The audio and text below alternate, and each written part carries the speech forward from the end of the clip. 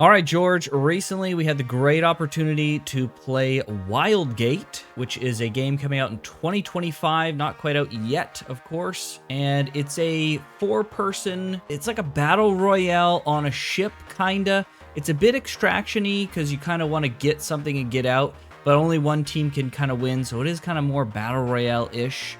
It's hard to exactly pin down. You basically take an artifact that you have to find throughout this kind of mini galaxy type place. You got to get it to a warp gate and then you win the match, or you're the last ship and team standing. Overall, I thought it was pretty good, but there were definitely some refinements that needed to be made. How did you feel overall? Agreed. I think it was a good concept, fun concept, but Yeah. yes, there needs to be some refining to kind of tweak some things, fix the pacing a little bit. The PvE encounters were a little bit mid, in my opinion. It's kind of hard with these kind of games. Like, it's not quite an extraction shooter, but it's like in that bucket. And I always feel like those kind of games almost feel like a battle royale with extra steps. Because you take all this time to go through these PvE extractions, get some loot, and they're never as engaging as the PvP encounters that you have later in the match or later in the game, right? So it's like I said, a little bit like a battle royale with extra steps, which is, I don't know, it's a hard balance to strike, I think. Yeah, absolutely. I feel like they need to do one of two things. They need to make the engagement cycle of the PvE segments quicker. Like, the ship felt too slow to get from place to place, to get accelerating, to get moving. It also felt too slow to go through some of the PvE encounters. Some of them were fine, some of them were like really long, and it didn't feel like the PvE content was good enough to justify how long it took to get from one to the other and to go through it. So if you're gonna make it kind of a shallow thing, which is fine, it just needs to be a more quick loop of getting in, getting the loot, getting out. You know, you could double the encounters maybe and have the amount of loot that you get per encounter, and then just make the ships much more agile. I know that changes like a lot when it comes to the ship battling, but the ships were just way too slow. Just in and of itself, like PvE encounters aside, it did feel like we spent way too much time trying to just maneuver the ship and get it to go to the next place. I feel like that really needs to change. So, like, I think from a PvE perspective, the pacing really needs to get an overhaul. That's probably the biggest thing that needs to happen. But Yes, how did you feel about the PvP engagements? Do you feel like those were fine? I felt like they were pretty good. I felt like the gunplay was good. The time to kill felt pretty good. There was some balancing issues, I feel, between some of the characters. There's this dude that as long as they're outside of the ship, he's invisible, and no matter what you do, you can't see him. And so you'd just be like flying to an enemy ship, and you know, before you know it, you're dead instantly. Yeah. Before you have any time to react, because this guy just shot you in the head from behind. So yeah, there's some character balancing issues, I feel, but PvP felt fun. It was good. It was fun when people were getting onto your ship and like you could see them trying to get in, and so you'd like post it up near a door, try to stop them and everything. So that kind of stuff was good. But PvE, like you said, takes too long. It also takes too long to loot, I felt. You do have the ability to kind of teleport instantly back to your ship, but like one of the nice things, like it's cool from an immersion standpoint, there are 3 resources that your ship generally needs. It needs fuel, it needs ice so that it can like cool the reactor, and it needs ammo for all like your turrets and your guns and stuff. There's usually fuel comets and ice comets throughout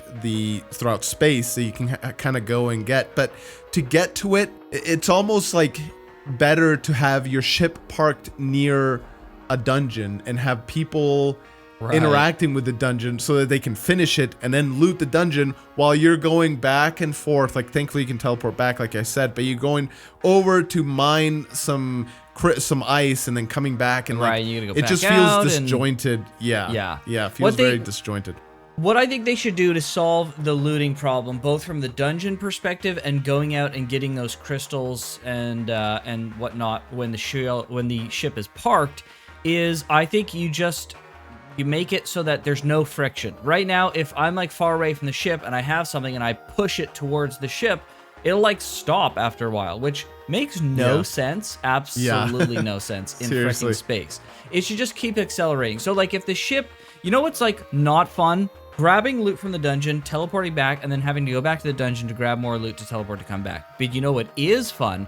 Being in a room full of loot and yeeting it off of the ship or thing that you're looting into space towards your own ship, and then having someone on your ship grab that stuff as it flies at them. That's super fun. That sounds hilarious, right? We're just like, and that also is going to speed up the process of doing this PvE stuff. And that's almost, that like brings more immersion, I feel. Because I'm trying to put myself in the headspace of like, let's say this is real. That's how I do it. I'd say, all right, you go over there. I'll wait for you to chuck everything at me. That's right. That's how it'd be, right? In like real life, 100%. If this ever was a thing, right? Yeah, it'd be super fun, and it also would make it so you could go out a little bit and get those ice crystals from super far away. When your buddies are doing it, you could just yeet all that stuff over and, you know, smash it into your ship. And then you could make it even that, like, there could be a piece of loot that makes it so when loot and other materials get inside your shields, it gets tractor beamed and stays in the shield area, right? Like a hard point upgrade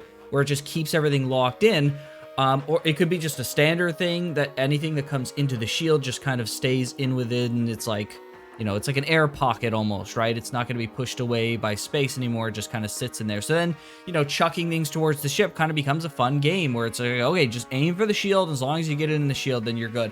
And the person on the other side can start putting things into the ship, or we'll just teleport all back at the end.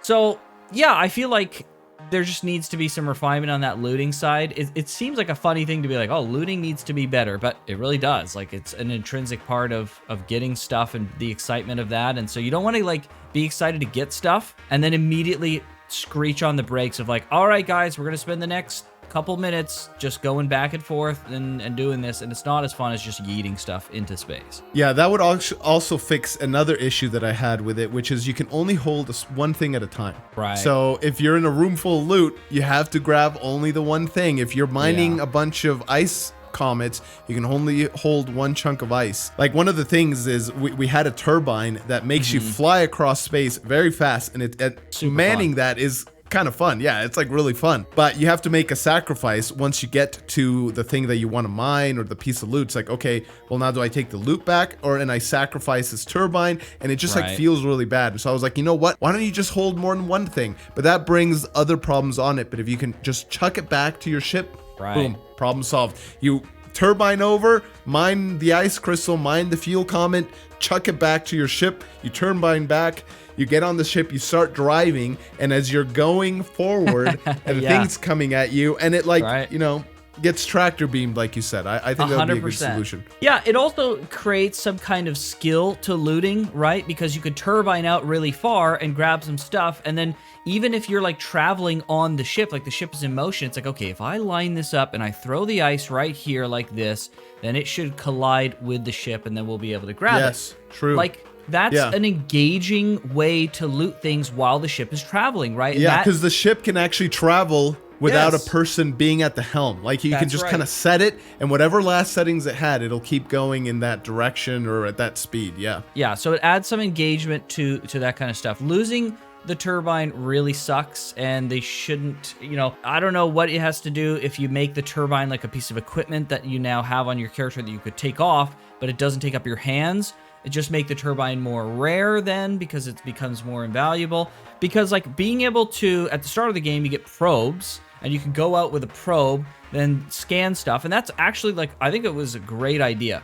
But getting a turbine could turn a player into a probe-esque kind of person. I feel like that's just a natural upgrade. You don't have to give, like, we were getting like 2 to 3 per place we loot. You could just give like 1, right? Make it like a more rare object, and it turns, you know, just kind of, every time you loot something, a location, you should feel the progression immediately of like, oh yeah, we have leveled up our capacity as a ship. Like, we've gone from just using probes, now someone can be like a human probe kind of thing, and they can yeet stuff back over. Also, this kind of goes into the teleportation thing. I felt like it was a bit too easy for people to teleport back to their ship when there was PvP encounters happening. It works great and is so smart for PvE encounters, because it's like, oh, anytime I can just get back to the ship. It's very convenient. It keeps the pace fast. But for PvP, honestly, it felt super bad. It felt really not fun to be like, I'm on their ship, I'm doing things, and all of a sudden, oh, the whole team is here now, huh? Okay.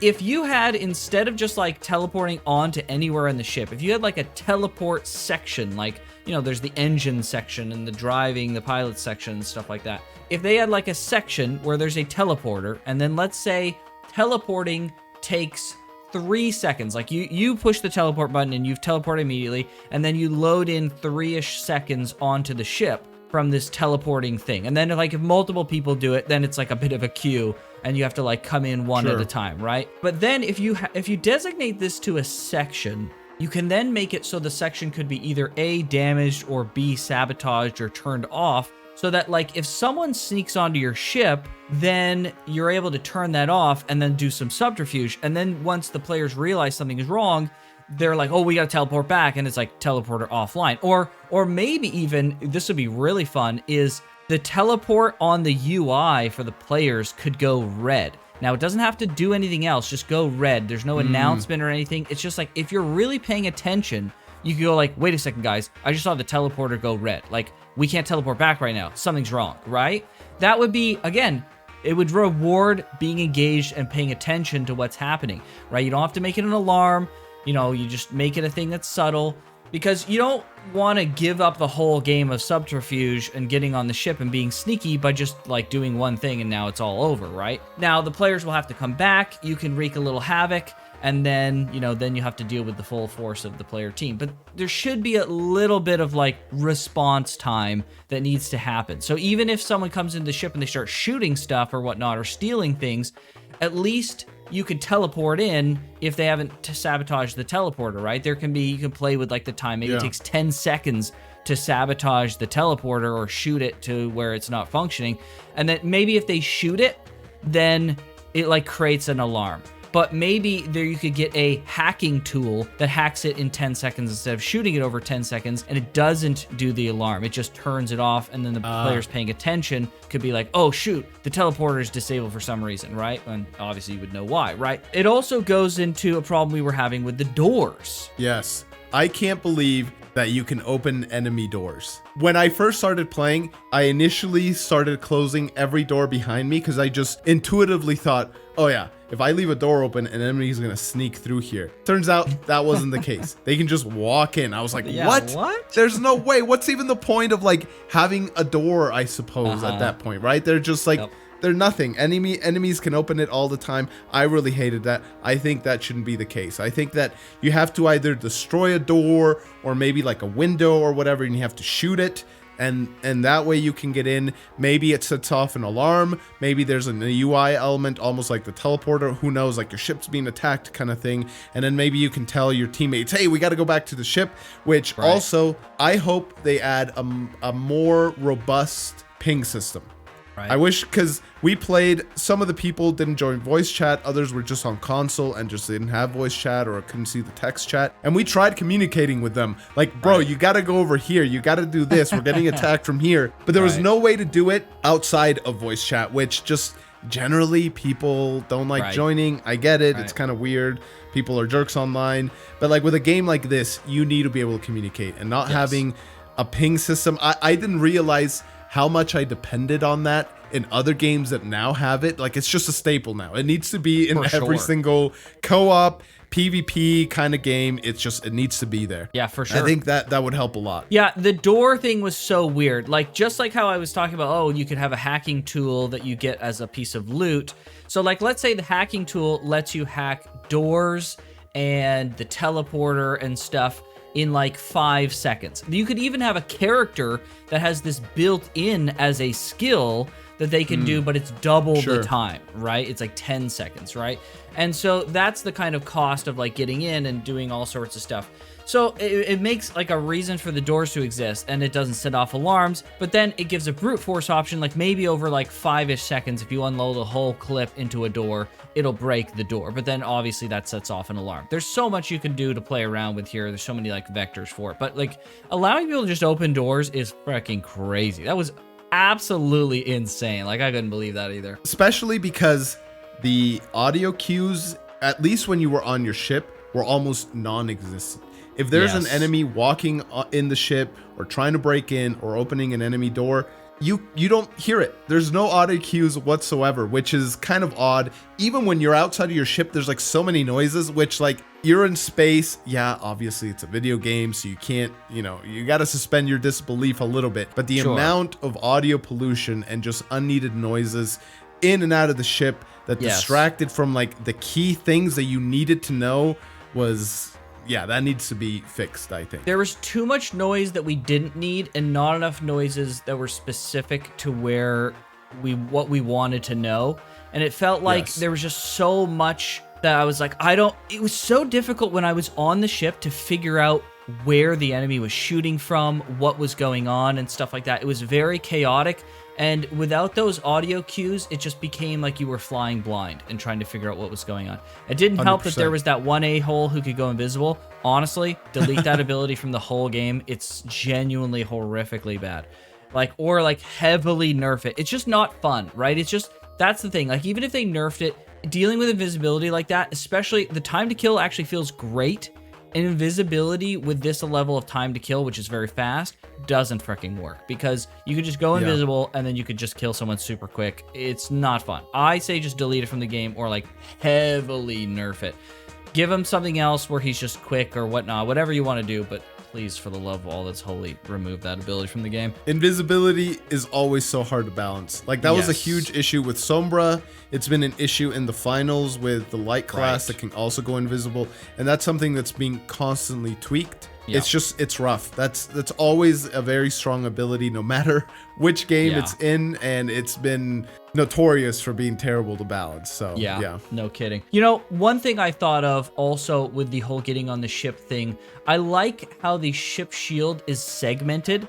What kind of threw me through a loop initially, though, was that I could pass through the enemy shield, which I thought was very strange. I feel like getting onto the ship right now is way too easy. The doors is one thing, and then being able to respond to someone getting on your ship was way too easy. So we talked about the teleporting thing, but I feel like you could go one step further with the getting on the ship and making it so that enemies can't pass through the shield like an enemy shield, right? So they shouldn't be able to pass through my shield. If they want to get on my ship, they should have to blow a hole in my hexagonal shield setup. And then that at least, because right now, any vector, someone could be getting onto the ship. So I'm you'd have to freaking swivel your head 360s just to freaking see someone coming onto your ship. And it's very, it's a lot for one person. If there's even a group of people to look everywhere, because there's lots of stuff you're doing.